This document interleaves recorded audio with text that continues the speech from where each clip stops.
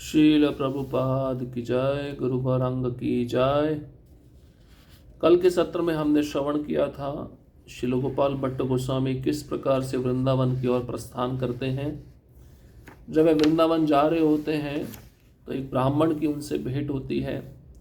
वह ब्राह्मण उनकी बहुत प्रेम से सेवा करता है, उनके लिए भोजन बनाता है, उनके लिए जल लेके आता है और गोपाल भट्ट गोस्वामी उसका धन्यवाद कहते हैं, उसको धन्यवाद देते हैं। और बाद में वही ब्राह्मण स्वयं भगवान कृष्ण निकलते हैं और ये सब देखकर गोपाल भट्ट गोस्वामी मूर्छित हो जाते हैं। उनको ऐसा लगता है कि भगवान ने मेरी सेवा क्यों की, मैं इसके योग्य नहीं हूँ। तो भगवान कहते हैं आकाशवाणी के द्वारा, मैं अपने भक्तों से बहुत प्रेम करता हूँ। जब भक्त मेरी सेवा कर सकते हैं तो मैं अपने भक्तों की सेवा क्यों नहीं कर सकता। इस प्रकार का आदान प्रदान भगवान ने अपने भक्त के साथ हमको दिखलाया। बहुत सारी कठिनाइयाँ आई गोपाल भट्ट गोस्वामी के जीवन में जब वह वृंदावन की ओर जा रहे थे। जिस गांव में रुकते थे उस गांव के लोग उनको देखते थे, उनको असहज महसूस होता था। वहाँ से गोपाल भट्ट गोस्वामी भाग जाते थे, कभी मूर्छित होते थे, राधा कृष्ण का चिंतन करते हुए कभी अचेत हो जाते थे। इस तरह से उनका पूरा वृंदावन का जो मार्ग है जाने का पूर्ण हुआ। श्री चैतन्य महाप्रभु ने पूर्व काल में ही श्री गोपाल भट्ट को कहा था कि कत दिन पिता मातार करिय सेवन, पश्चात तुमी तबे जाबे वृंदावन। वृंदावन ने श्री रूप सनातनेर संगे, सिखाने पाई बेसुख परम आनंदे। कर्णानंद पंचम निर्यास। श्री चैतन्य महाप्रभु ने कहा, हे गोपाल, कुछ दिन अपने माता पिता की सेवा करो और तत्पश्चात तुम वृंदावन गमन करना। वृंदावन में तुम्हें श्री रूप श्री सनातन गोस्वामी का संग प्राप्त होगा और वहाँ परमानंद की प्राप्ति होगी। श्री भट्ट गोस्वामी जब वृंदावन गेला, श्री रूप सनातन संग रहिला। श्री गोपाल भट्ट जब वृंदावन गए तब उन्होंने श्री रूप सनातन गोस्वामी के संग में ही निवास किया। कत दिन गोपाल गेले न वृंदावन, रूप सनातन संगे हाइल मिलन। श्री भक्ति रत्नाकर पहला अध्याय श्लोक क्रमांक 165। कुछ दिनों पश्चात श्री गोपाल भट्ट वृंदावन गए और वह श्री रूप श्री सनातन गोस्वामी से मिले। तो पहले ही चैतन्य महाप्रभु ने उनको कहा था कि आप बाद में वृंदावन जाना, पहले अपने माता पिता की सेवा करो, क्योंकि उनकी बहुत तीव्र इच्छा थी महाप्रभु के संग में रहने की। तो महाप्रभु की आज्ञा को पालन करते हुए उन्होंने अपने माता पिता का सेवा किया। माता पिता जब शरीर त्याग दिए तब वह वृंदावन प्रस्थान किए रूप गोस्वामी और सनातन गोस्वामी का संग प्राप्त करने के लिए। अब अगला शीर्षक है श्री गोपाल भट्ट को डोर कौपीन आसनादि प्राप्ति। तो कैसे गोपाल भट्ट गोस्वामी को आसन प्राप्त हुआ, कौपीन प्राप्त हुआ, इसका हम लीला सुनने जा रहे हैं। श्री गोपाल भट्ट वृंदावन पहुंचते ही सर्वप्रथम प्रबोधानंद सरस्वती से भेंट करते हैं, जो श्री चैतन्य महाप्रभु के श्रीरंगम से चले जाने के कुछ वर्ष बाद घर छोड़कर गए थे। गोपाल भट्ट को देखकर प्रबोधानंद सरस्वती आनंद से प्रफुल्लित हो उठे और उन्हें तुरंत ही रूप सनातन गोस्वामी के पास ले गए। तो गोपाल भट्ट गोस्वामी जैसे वृंदावन पहुंचते सबसे पहले किससे भेंट करते हैं? प्रबोधानंद सरस्वती से।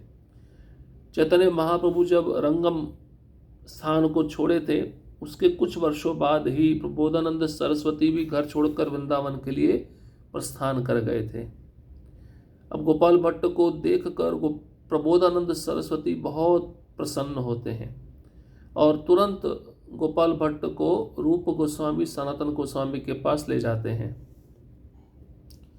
श्री रूप सनातन गोस्वामी ने श्री गोपाल भट्ट की प्रशंसा श्री चैतन्य महाप्रभु के मुख से अनेकों बार सुनी थी और यह भी सुना कि वह शीघ्र ही वृंदावन आएंगे।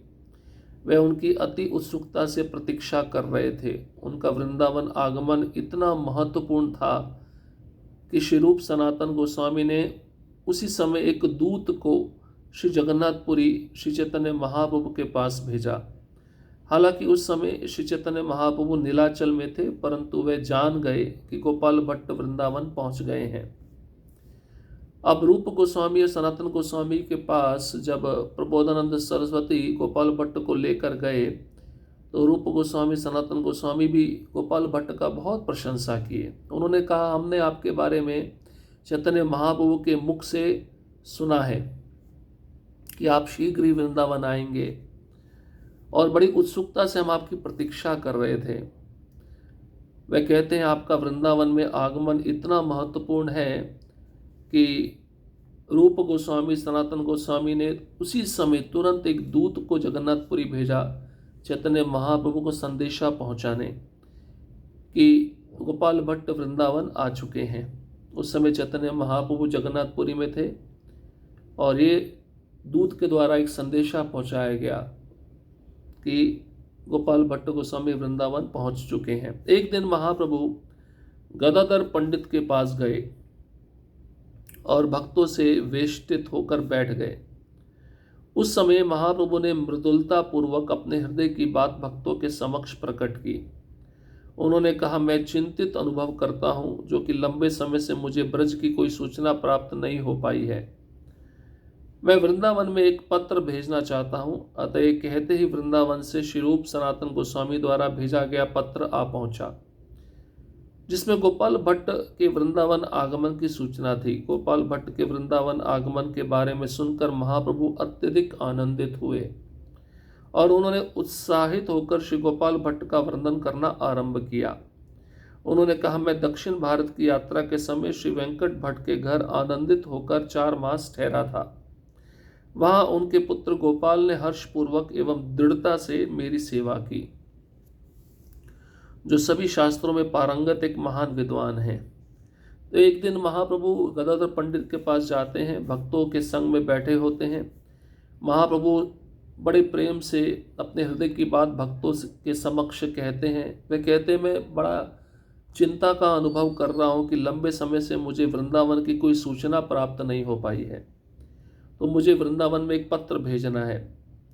ये कहते ही वृंदावन से रूप गोस्वामी सनातन गोस्वामी के द्वारा भेजा गया दूत वह पत्र लेकर पहुंच गया, जिसमें गोपाल भट्ट गोस्वामी के वृंदावन पहुंचने का समाचार था। गोपाल भट्ट के वृंदावन पहुंचते ही ये समाचार को सुनकर महाप्रभु बहुत प्रसन्न हुए और उन्होंने उत्साहित होकर श्री गोपाल भट्ट का वर्णन करना भक्तों के समक्ष आरंभ कर दिया। चैतन्य महाप्रभु ने भक्तों के समक्ष कहा, जब मैं दक्षिण भारत की यात्रा पे था और एक स्थान पे पहुंचा जिस स्थान का नाम था श्रीरंगम, वहाँ पर श्री वेंकट भट्ट नाम के ब्राह्मण रहते थे। मैं उन्हीं के घर में 4 महीना ठहरा था। उनका एक पुत्र है जिसका नाम गोपाल है। उसने बड़े प्रेम पूर्वक मेरी सेवा की और वह शास्त्रों के परम विद्वान पारंगत भी है।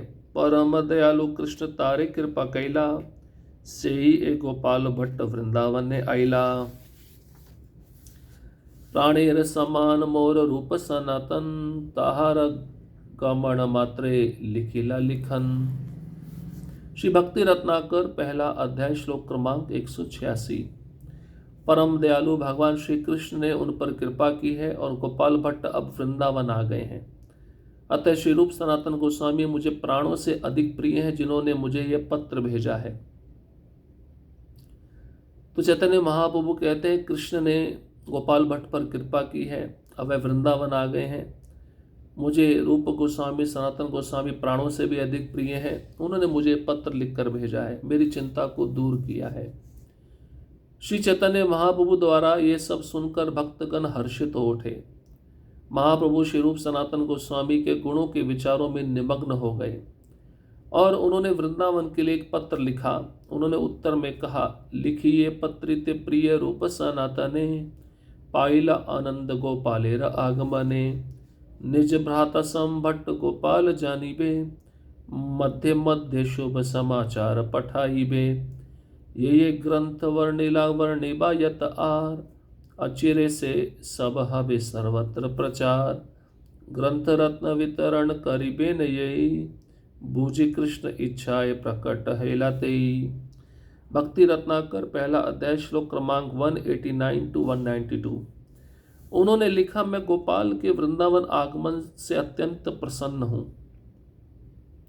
आप उन्हें अपने भाई के समान ही मान सकते हैं। अपने कार्यों की सूचना समय समय पर मुझे पत्र द्वारा भेजते रहें।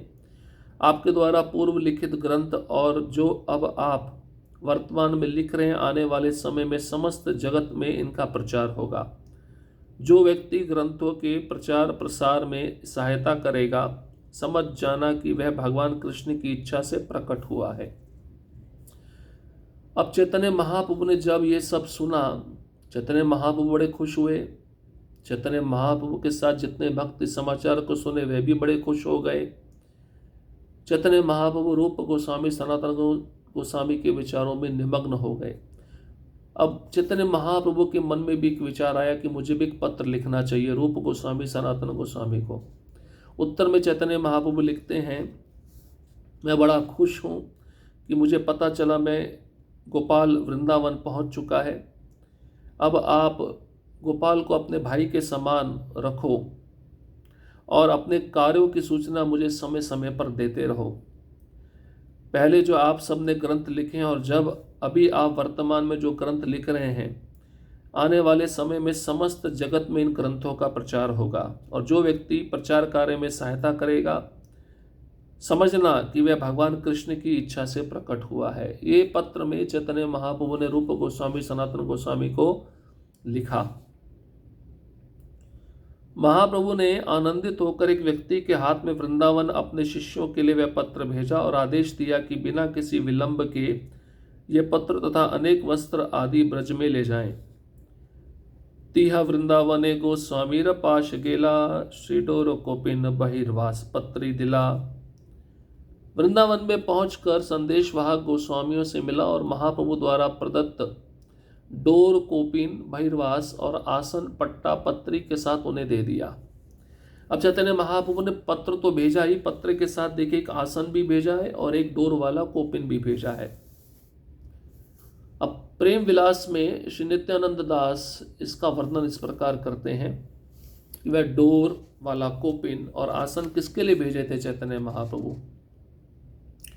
प्रेम विलास नामक ग्रंथ में दिया गया है, डोर आसन लैया वैष्णव गेला वृंदावन, से दिन एकत्र छिल रूप सनातन, पत्री पाया दुई भाई हैला आनंदिता, डोर आसने देखी प्रेम हैला मूर्छिता, अनेक रोदन कैल डोर गले करी, पड़िला अवनी तले बलि गौर हरि, दुई भाई दुई द्रव्य यत्न करी बुके, भट्टेर वासाए गेला पाया बड़ सुखे, दिले न आसन डोर दंडवत करी, पत्र पड़ी सुनाई ला प्रेमेर माधुरी, पत्रेर गौरव सुनी मूर्छित हैला, आसन बुके करी भट्ट कांदित लागिला, यत्न करी शिरूप करान किछु स्थिरा, सनातन देखी भट्ट हाइले न धीरा, सनातन कहे सुन भट्ट गोसाई, कथार काले बसीबा आसने दोष नाही, प्रभुर आसने आमी के मैंने वसीबा,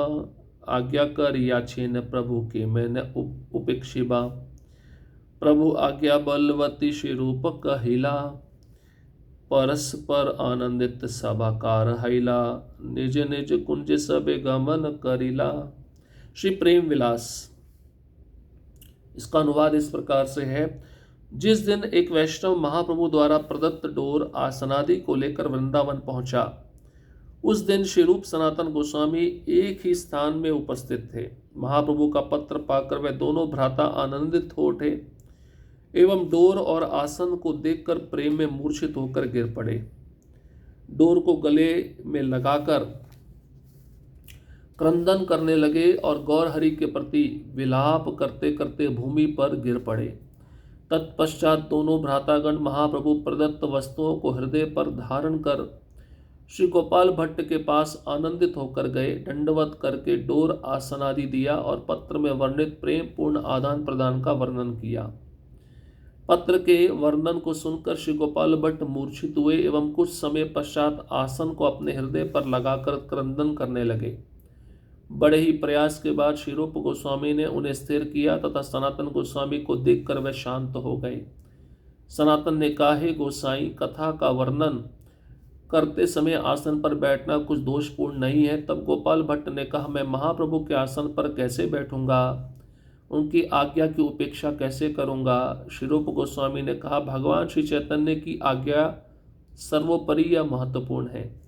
तब गोपाल भट्ट ने अपने गले में डोर डाला एवं आसन पर बैठ गए। वे सब एक दूसरे के प्रेम व्यवहार से आनंदित हुए और पुनः अपने अपने कुंज में लौट गए।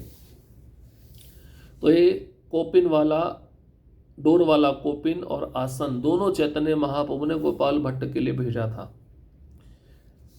अब जैसे ही संदेश वाहक जगन्नाथपुरी से चला वृंदावन की तरफ, वृंदावन में पहुंचा, चैतन्य महाप्रभु का पत्र था, कोपिन था और आसन था। रूप गोस्वामी, सनातन गोस्वामी वहीं पे थे। दोनों ने पत्र लिया। चैतन्य महाप्रभु के पत्रों को पढ़कर दोनों भाई रोने लगे, क्रंदन करने लगे और एक डोर और आसन को लेकर वह गोपाल भट्ट के पास पहुंच गए। गोपाल भट्ट को उन्होंने वह कोपिन प्रदान किया, डोर वाला, और आसन प्रदान किया और कहा, चैतन्य महाप्रभु ने ये दोनों वस्तुएं आपके लिए भेजी हैं। गोपाल भट्ट दंडवत करते हैं उस आसन को, उस डोर वाले कोपिन को, और पत्र में वर्णित प्रेम पूर्ण आदान प्रदान का वर्णन जब गोपाल भट्ट सुनते हैं तो गोपाल भट्ट की आंखों में भी आंसू आ जाते हैं। गोपाल भट्ट पत्र के वर्णन को सुनकर मूर्छित हो जाते हैं। कुछ समय के पश्चात आसन को अपने हृदय से लगाते हैं, क्रंदन करने लगते हैं। बड़े ही प्रयास के बाद रूप गोस्वामी उन्हें स्थिर करते हैं। सनातन गोस्वामी को देखकर गोपाल भट्ट गोस्वामी शांत हो जाते हैं। अब सनातन गोस्वामी गोपाल भट्ट को कहते हैं कि आसन आपको दिया है, आज कथा करते समय इस आसन पर बैठिए, कोई दोष नहीं लगेगा। तो गोपाल भट्ट कहते हैं, महाप्रभु के आसन पर मैं कैसे बैठ सकता हूँ, उनके आज्ञा की उपेक्षा कैसे कर पाऊंगा। रूप गोस्वामी ने कहा, चैतन्य महाप्रभु की यही आज्ञा है, आप इस आसन पर बैठिए। तब गोपाल भट्ट ने अपने गले में वो डोर डाल दिया, आसन पर बैठ गए। एक दूसरे के प्रेम के व्यवहार से वे आनंदित हो गए, पुनः पुनः अपने कुंज में लौट गए। तो देख सकते हैं कि कितना प्रेम था इन भक्तों के बीच में। चैतन्य महाप्रभु ने अगर एक भक्त के लिए कुछ वस्तुएं भेंट दिए तो दूसरा भक्त के मन में ऐसा विचार नहीं आता था कि उसको दिया, मुझे क्यों नहीं दिया। अब रूप गोस्वामी, सनातन गोस्वामी ये सोच रहे हैं कि कितने भाग्यशाली है गोपाल भट्ट, चैतन्य महाप्रभु के लिए ये भेंट वस्तुएं जगन्नाथपुरी से भेज रहे हैं। और गौर, चैतन्य महाप्रभु तो जानते हैं रूप गोस्वामी, सनातन गोस्वामी उनके प्राण है। अब जो भक्त आएंगे उनको प्रेम पूर्वक रखने के लिए, उनको संग में रखने के लिए ये सब करना बहुत ज़रूरी है। इससे प्रेम का आदान प्रदान बढ़ता है। तो जब भी हमें गुरु के द्वारा कोई वस्तु मिलती है, क्योंकि इन षड गोस्वामी के गुरु कौन थे? चैतन्य महाप्रभु। उस वस्तु की पूजा करनी चाहिए, उस वस्तु को गुरु के समान आदर प्रदान करना चाहिए। ये सिद्धांत, ये भाव एक शिष्य के मन में होना चाहिए। और यही भाव गोपाल भट्ट गोस्वामी के मन में था। पहले तो वे नहीं चाहते थे कि आसन पर बैठें, उस आसन पर बैठकर प्रवचन दें, लेकिन बाद में जब रूप गोस्वामी ने समझाया कि चैतन्य महाप्रभु की आज्ञा, आप इस पे बैठिए, तब वे बैठ गए। उन्होंने स्कोपिन को अपने गले में बांध लिया। आज भी ये आसन राधा रमण मंदिर में है, वो कोपिन भी है। कितने भाग्यशाली थे गोपाल भट्ट गोस्वामी। तो बहुत सुंदर प्रसंग है। थोड़ा सा प्रसंग बचा है इस विषय का, उसको हम अगले सत्र में पूरा करेंगे। और अगला विषय बहुत ही विशेष है, राधा रमण जी का प्राकट्य। आप जानते हैं गोपाल भट्ट गोस्वामी के एकमात्र प्राणनाथ हैं, प्राण विग्रह है राधा रमण जी, जो एकमात्र विग्रह जो बहुत छोटे हैं और वृंदावन में रह गए। बाकी सब विग्रह तो मुगलों के आक्रमण के कारण अन्य जगहों पर चले गए, लेकिन राधा रमण जी नहीं गए। राधा रमण जी वृंदावन में रहे। तो राधा रमण जी कैसे प्रकट हुए और उनका प्रेम गोपाल भट्ट गोस्वामी के साथ कैसा था, गोपाल भट्ट गोस्वामी उनकी सेवा कैसे करते थे, बहुत सुंदर लीला है। इस लीला को हम अगले सत्र में श्रवण करेंगे। हरे कृष्णा कृष्ण कृष्ण हरे हरे, हरे राम राम राम हरे हरे। श्रील प्रभुपाद की जय, गुरु गौरांग की जय।